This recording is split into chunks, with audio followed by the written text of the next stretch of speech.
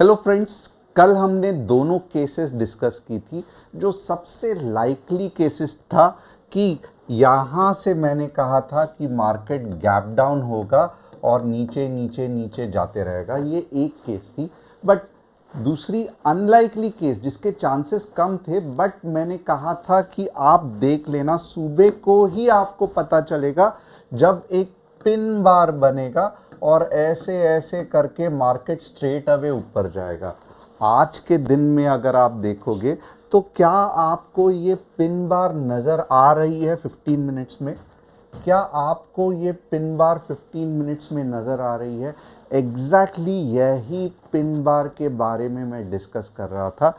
और आप ये पिन बार का करिश्मा देखिए कि एक बार ये बन गई तो उसके बाद क्या हो गया, तो उसके बाद मार्केट चला गया लाइफ टाइम हाई पे।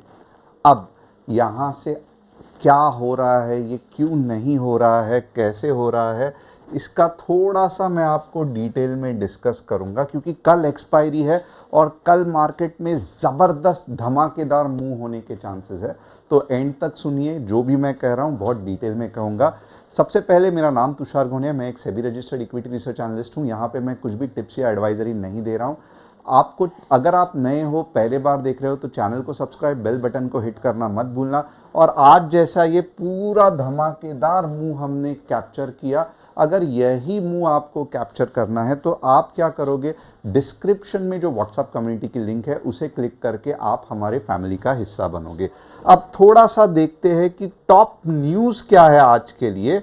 तो top news of the day, Adani defence and aerospace inks agreement with age group may set up R&D facility in India and UAE. Fantastic. Union Bank of India gains after board approves rupees 10,000 crore fundraise plan. Absolutely fantastic. Federal Bank submits 3 names for CEO. तो चलो कोई तो भी एक हो ही जाएगा। अब यहाँ पे एक चीज़ है कि हमने फिलहाल कोई भी एनालिसिस के लिए टेलीग्राम चैनल नहीं चालू किया है, सिर्फ एक कस्टमर सपोर्ट नंबर है 9152615121। अब यहाँ पे आप देख सकते हो कि सुबह के डिटेल्स पी भी कैप्चर किया था, सी भी बहुत बढ़िया कैप्चर किया था। तो ओवरऑल आज का दिन अच्छा गया। आप अगर देखोगे, मानिक जी ने FACT फैक्ट, बाद में शेखावत जी ने ब्रिटानिया और प्रकाश पानीकर ने नेस्ले के बारे में पूछा है।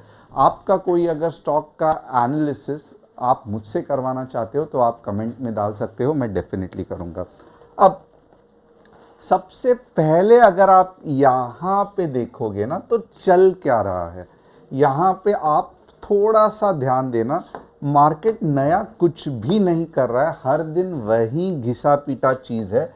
ये एक वेव है मार्केट की, ओके, और ये सबसे बढ़िया वेव है, ओके।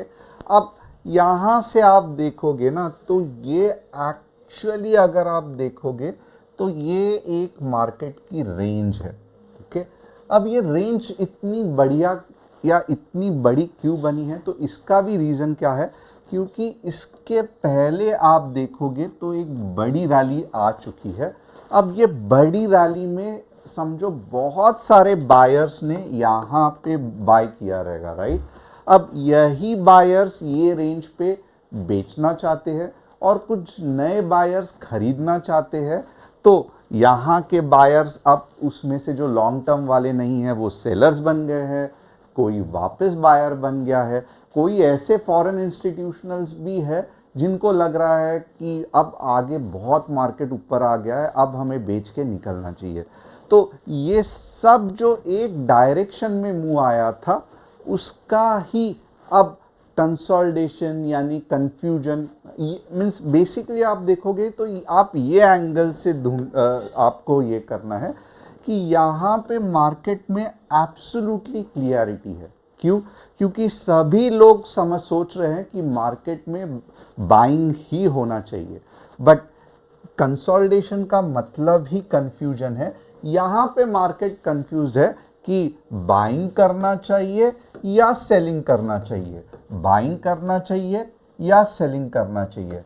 और यही जोन में अगर आप देखोगे तो सबसे ज़्यादा स्टॉप लॉस हिट होगे, सबसे ज़्यादा एनालिसिस में गड़बड़ होगी।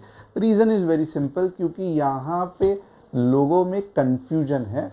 एक ही डायरेक्शन में आइदर बाइंग या एक ही डायरेक्शन में आइदर सेलिंग, ये यहाँ पे लोग नहीं एग्री कर रहे हैं।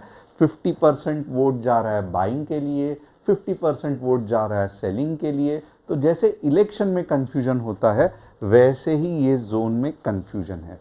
तो इसका मतलब क्या है कि ये जोन को इतने आसानी से एनालाइज करना डेफिनेटली मुश्किल होगा। अब यहाँ पे तो हमें ये समझ में आया कि ये एक वेव है और इसका ये फॉलो ऑन है।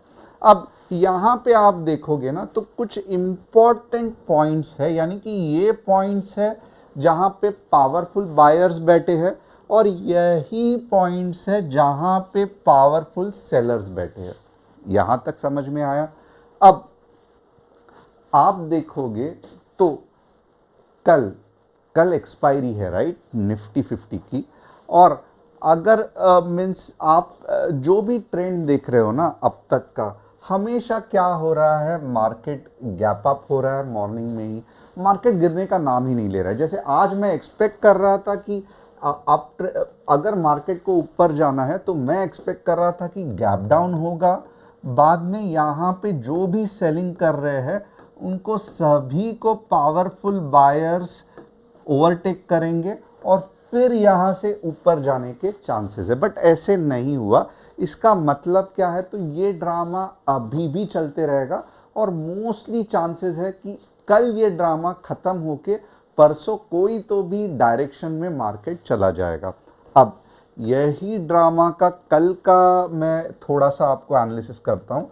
अब वापस मैं यही कहूँगा, ये रेंज में आप इतना ज़्यादा जज मत करना जो भी एनालिसिस कर रहा हूँ, क्योंकि आप खुद देख सकते हो एक बार, दो बार, तीन बार और ऑलमोस्ट ये 4 बार मार्केट ने धोखा दे दिया है, ये रेंज को तोड़ ही नहीं रहा। बट यहाँ पे और कुछ अलग अलग कंसेप्ट्स है जिससे कि हम ये कर सकते हैं। अब मेरा मानना क्या है थोड़ा सा, और मैं गलत भी हो सकता हूँ क्योंकि मुझे नहीं लगता है कि हमेशा 100% सही होना चाहिए।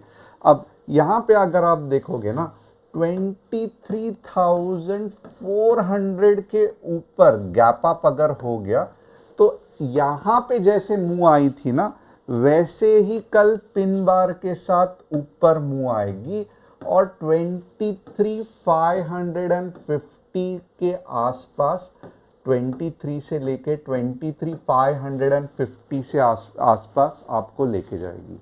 अब यहाँ पे एक तो चीज़ है कि क्योंकि इतना ज़्यादा कंसोलिडेशन हुआ है तो आप देखो, अगर मीन्स ये लॉजिक आप थोड़ा सा देख लो, ये एक आप समझो एक कराटे के प्लेयर हो, ओके, आप यहाँ पे ये झाड़ रखा है, ओके, और आप इसको नज़दीक से तोड़ना चाहते हो, ओके, तो क्या आपको मेहनत ज़्यादा लगेगी और चांसेस कम रहेंगे कि नहीं रहेंगे? नज़दीक से जितना आप ये झाड़ को तोड़ने को देखोगे हा हू करके तो चांसेस कम है कि ये झाड़ टूटेगा। बट अब मैं आपको थोड़ा सा और एक ऑप्शन दूंगा जो आपको समझना चाहिए, और ये सबसे बढ़िया चीज़ जो आप ये चैनल पे सीखोगे ये यही रहेगा।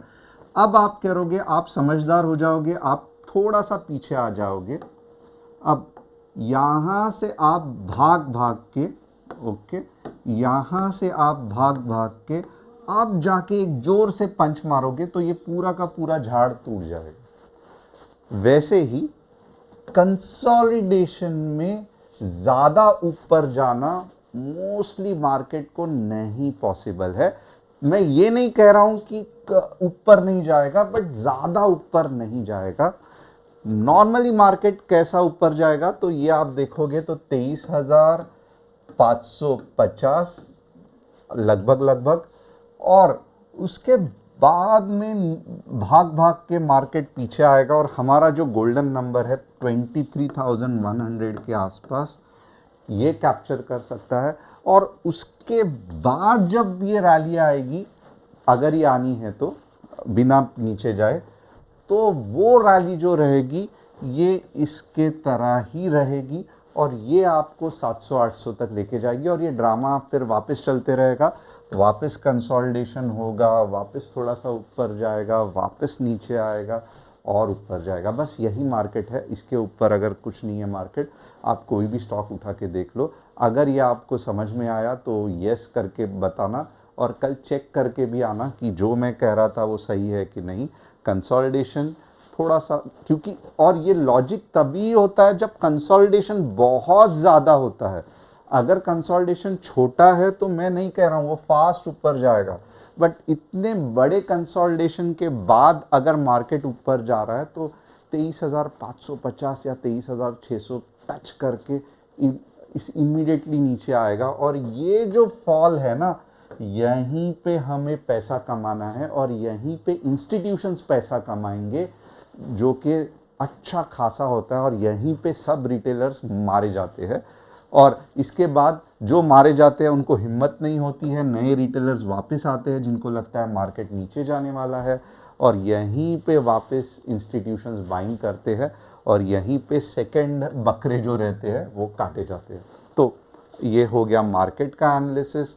समझ में आया रहेगा कि ऊपर गया 23,500 के आसपास जा सकता है, 520 या 30 भी जा सकता है, बट उसके बाद मेरे हिसाब से एक अच्छा खासा फॉल आना चाहिए। तो ये हो गया निफ्टी का एनालिसिस।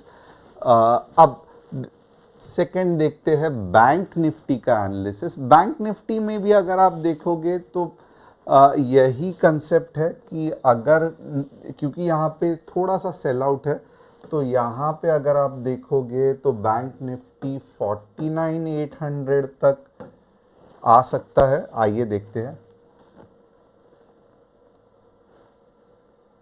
सॉरी 49,700 तक आ सकता है, 49,700 तक आ सकता है। वापस ऊपर का बैंक निफ्टी का अटेम्प्ट रहेगा, जो मेरे हिसाब से 50,250 के ऊपर बैंक निफ्टी नहीं जाएगी, और फिर जो रहेगा वो अच्छा खासा नीचे आ सकता है। तो कल के इसमें अगर ऊपर का भी डायरेक्शन हम एक्सपेक्ट कर रहे हैं बैंक निफ्टी को, तो 50,250 के ऊपर नहीं रहेगा, मोस्टली नहीं रहेगा, और उसके बाद मोर और लेस नीचे ही आने वाला है। तो ये एनालिसिस है, होप आपको पसंद आ रहेगा। अब कुछ स्टॉक्स के बारे में देखते हैं। एफएससीटी का अगर आप वीकली चार्ट देखोगे तो ओवरऑल बढ़िया ही है। ओके, ओवरऑल बढ़िया ही है।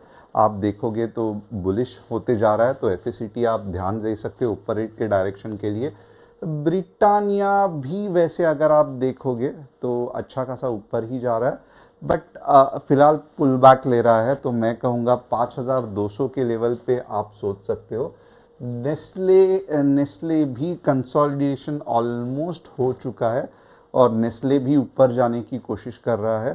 थोड़ा सा पावर नहीं दिखा रहा है ये ऊपर जाने के लिए, इसके लिए मे भी ये कंसोलिडेशन थोड़े समय के लिए और चलेगा, but overall Nestle up trend में ही है। लंबे समय के लिए अगर आप देखोगे तो आप होल्ड कर सकते हो।